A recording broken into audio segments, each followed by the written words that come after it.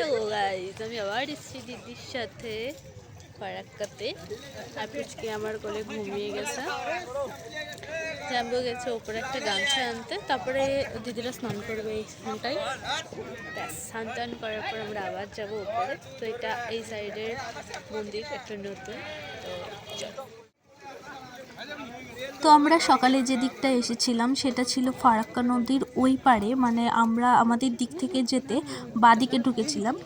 আর এখন হচ্ছে এটা ডান দিকে, তো ডান দিকেও অনেকজন স্নান করছে। আর এখানকার বাচ্চারা চুম্বক দিয়ে হ্যাঁ, চুম্বক দিয়েই টাকা তুলছে নদী থেকে, যারা সব নদীতে টাকা দেয় ওই টাকাগুলো। তো এখন যাবে আমার দিদি আর জ্যাম্বো স্নান করতে। চলো যাও।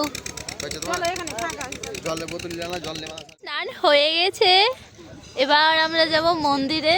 তার আগে দিদি ঠান্ডা লাগছে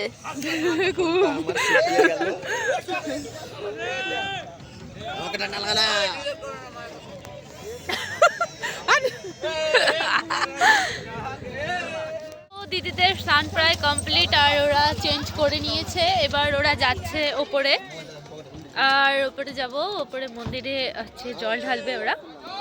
তো চলো দেখতে থাকো মন্দিরে জল ঢালতে।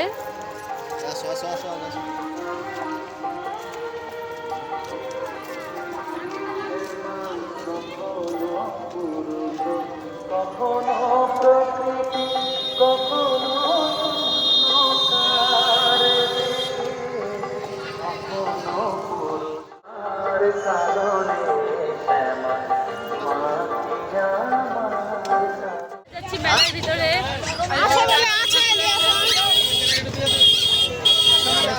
চলো মেলা দেখা। এই যে মেলার ভিতরে ঢুকে গেছি।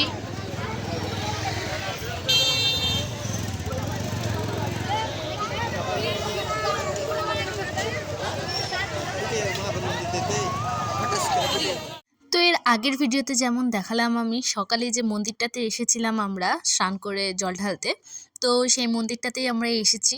আর দিদি এখন জল ঢালবে। তো আসলে শিব পূজা উপলক্ষে এখানে মেলা বসেছে, আর বিশাল বড় মেলা বসেছে। দুপুরে এসে আমরা মেলাতে ঘুরতে পারিনি, মানে তখন দিদি জ্যাম্বো আসবে বলে আমাদের তাড়াতাড়ি বাড়ি যেতে হয়েছে। ওই জন্য আমি আবার এসেছি দিদি জ্যাম্বোদের সাথে, যে মেলায় ঢুকবো বলে। আর এখানে দিদির জল ঢালা হয়ে গেলে আমি যাব মানে আমরা সবাই যাব মেলার ভিতরে। আর কত বড় মেলা বসেছে, মেলাতে কি কি এসেছে সবই তোমাদের দেখাবো।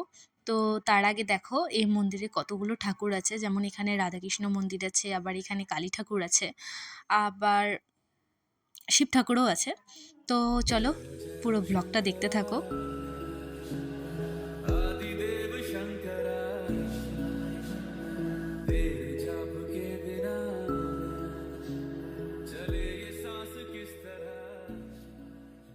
জল ঢালা কমপ্লিট, এবার আমরা যাবো মেলা।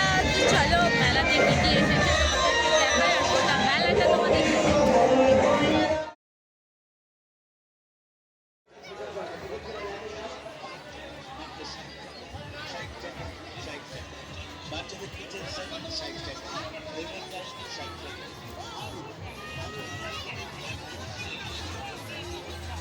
তো মেলাতে জিনিসপত্র কিনে তারপর হচ্ছিল খাওয়া দাওয়া। আর এখানে সব খাওয়া দাওয়া সেরে তারপরে আমরা গেছিলাম বাড়িতে। তো প্রায় তখন 7টা বেজে গেছিলো, তাই আমরা তাড়াতাড়ি করে বাড়ি চলে গেছিলাম। তো ব্লগটা এখান থেকেই শেষ করলাম।